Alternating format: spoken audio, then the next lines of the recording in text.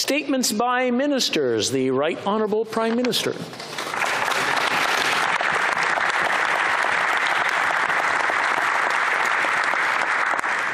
Mr. Speaker, today I'm rising to inform the House of an extremely serious matter. I just informed the leaders of the opposition directly, but I want now to speak with all Canadians. Over the past number of weeks, Canadian security agencies have been actively pursuing credible allegations of a potential link between agents of the Government of India and the killing of a Canadian citizen, Hardeep Singh Nijjar. Canada is a rule of law country. The protection of our citizens and defence of our sovereignty are fundamental. Our top priorities have therefore been, one, that our law enforcement and security agencies ensure the continued safety of all Canadians, and two, that all steps be taken to hold perpetrators of this murder to account.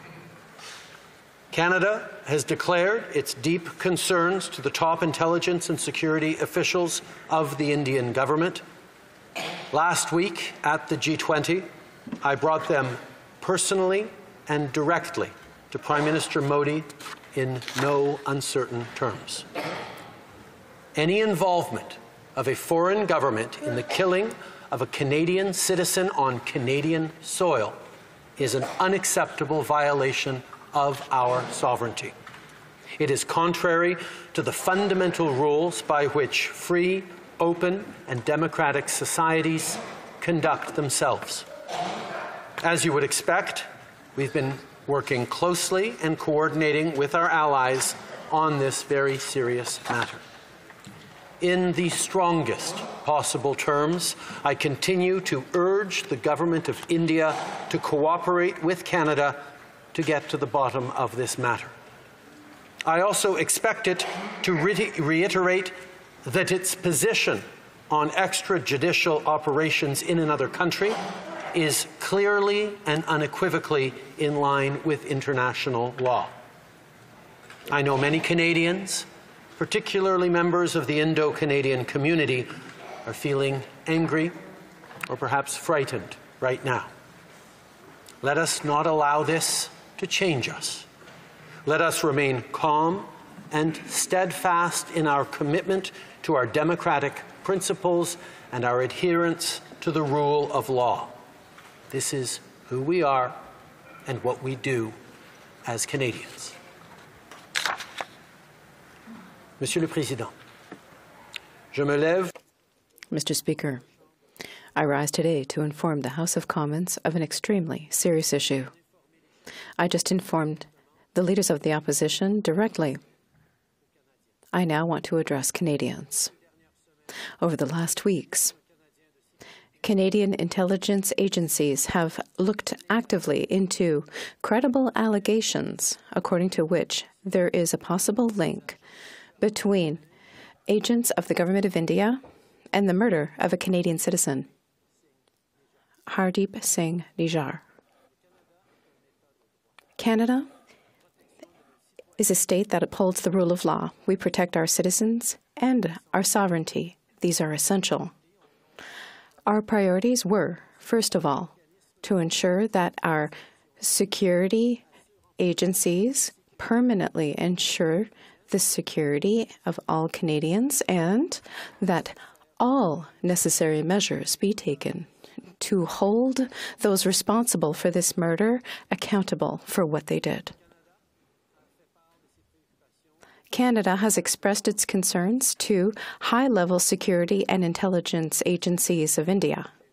Last week, during the G20, I raised the issue very clearly with the Prime Minister Modi.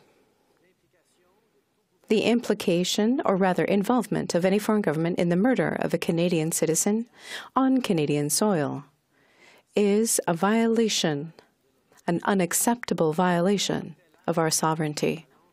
Such an act runs against the fundamental rules that operate for free, open, and democratic societies. We are working seriously on this file in coordination with our main allies. I continue to ask, with a great deal of firmness, that the Government of India cooperate with Canada to shed light on this situation. I also expect that the Government of India will reaffirm that its position on extrajudicial operations is clearly and unequivocally in line with international law. I know that many Canadians, especially members of the Indian community in India, are angry. They might even be frightened. We cannot let this change us. Let's remain calm and determined in our commitment to maintaining our democratic principles and upholding the rule of law. Let us remain true to who we are as Canadians. Thank you, Mr. Speaker.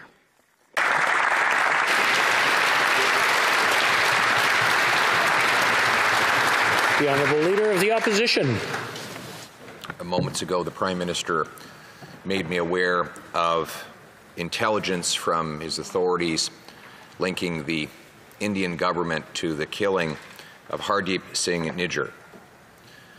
Before going any further, let me offer my condolences to the family of Hardeep Singh Nijjar in the loss that this represents and the outrageous murder that brought it about. If these allegations are true, they represent an outrageous affront to Canada's sovereignty. Our citizens must be safe from extrajudicial killings of all kinds, most of all from foreign governments. Canadians deserve to be protected on Canadian soil. We call on the Indian government to act with utmost transparency as authorities investigate this murder, because the truth must come out. We must know who performed the assassination and who was behind the assassination. Conservatives will continue to work to get these answers. All Canadians now stand with diaspora communities of Indian origin. And it is now in this time that the official opposition makes an appeal for calm. We are all Canadians. This is our country. We must be united for our home and for each other. Let us all join arms, lock arms and join hands in condemning this murder, standing with the family and friends of its victim. Let us all put aside our differences to stand up for the rule of law. One law for all of our people, a law made in this chamber by Canadians for Canadians. Thank you.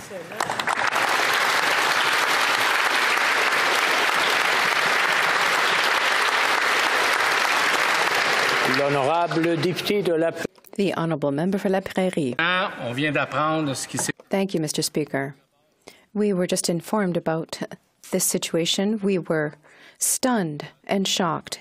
It's entirely unacceptable, of course. First of all, I want to offer my condolences to the family and friends who were impacted by this act. Foreign countries have to respect our borders. It's up to our authorities to intervene on our territory to uphold our laws. We are a state with rule of law. Without exception, everyone has to respect this. It's a clear message that Parliament must convey to the guilty and to those who are the subject of what we're saying today. We have to remain calm, pay attention to developments in this file. In the meantime, the Bloc Québécois is offering its full cooperation to the Prime Minister for a situation that we cannot accept. The Honourable Member for Burnaby South. What we have just learned today in the House is something that shocks the safety and security that so many Canadians rely on. It is outrageous, it is shocking, and it is going to have deep and devastating impacts to Canadians. I want to also begin by acknowledging the family of Hardeep Singh Nijjar, the family who's now learning that the loss of their loved one was potentially directly related to Indian government involvement. I spoke with Hardeep Singh Nijjar's son, and I could hear the pain of that loss in his voice. And I can only imagine how much more painful it is going to be knowing of this potential connection. On a personal reflection, I want to share with you what this means to the Sikh community. I grew up hearing many stories that if you raise concerns about human rights violations in India, that you might be denied a visa. That if you went back to India, you could suffer violence, torture, and even death. I grew up hearing those stories. But to hear the Prime Minister of Canada corroborate a potential link between a murder of a Canadian citizen on Canadian soil by a foreign government is something I could never have imagined. To understand what that means to the community, this is a place that so many people around the world have sought as refuge. People have fled persecution in their home countries, where they were threatened by torture and violence and death, to come to Canada as a beacon of safety, a place where you could be safe, free from violence, be able to speak your thoughts, speak your mind, and not worry if you would wake up dead the next day or someone you loved would be tortured or killed. That safety and security that so many Canadians feel has now been rocked. It has been shocked and it's been destabilized. I want to send a message directly to activists across our country who have fled persecution, who speak truth to power, knowing of the real dire consequences to themselves and potentially their family.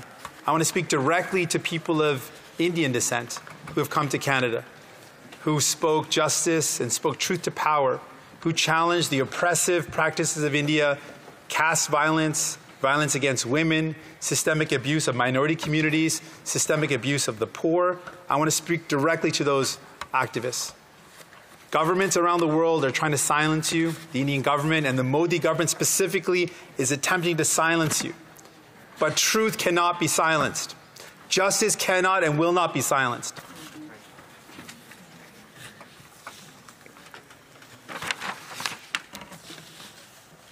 We know that the practice of the Indian government has been one of division, of violence, persecution, attacking those that are critical of the government. It is now an important time to send a clear message. As a democratic country, as a country that respects the rule of law, what will be our response? I want people to know that as leader of the New Democratic Party, I will use every tool at my disposal to ensure that Canada uses every tool and every power of a democratic nation to bring those responsible to justice. We will ensure that no rock is unturned, that every possible link will be examined, that the public inquiry should also turn its eye to this with the full rigor of that public inquiry. We need to know the truth. We need to know all potential links, and anyone and everyone responsible should be brought to justice using the full power of a democratic nation. I call on our allies to condemn this violence, this direct violation of a sovereign nation's rights, to condemn this act in the harshest terms possible.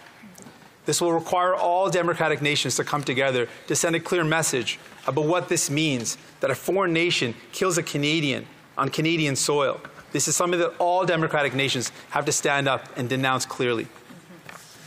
And finally, I want to send a clear message to many people who are here learning of this and will be angry, are going to be afraid. And I understand why you would be angry and afraid. I call for everyone who is hearing this news now to come together, and not in anger, but in love for justice. There's a Sikh practice that the love of justice is what we should focus on, not the anger and the frustration and the fear. Focus on the love for justice, and I will do my part. We will do our part in this chamber to ensure that justice is served using every tool that a democratic nation can do.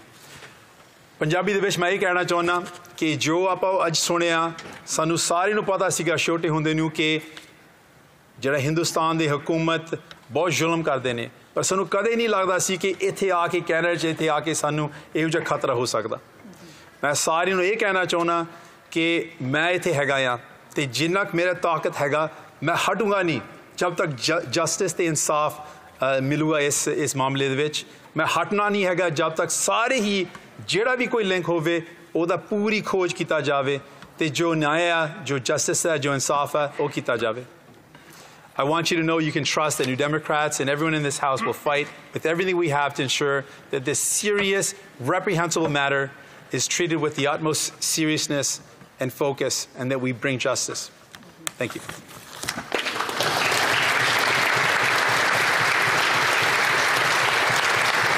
I believe the honourable member for Saanich Gulf Islands is rising on a point of order.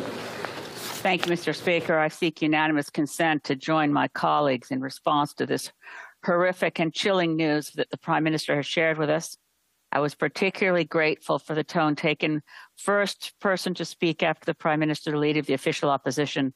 I heed his words that we link arms and join hands so that the quest for justice, which was just so passionately and eloquently spoke of by the honourable member for Burnaby South, the leader of the Democratic Party, on behalf of all Greens, we pledge to join with our colleagues in non-partisan fashion, support our government. Member moving to motion, please say nay. Nay. I'm afraid we don't have unanimous consent on that one.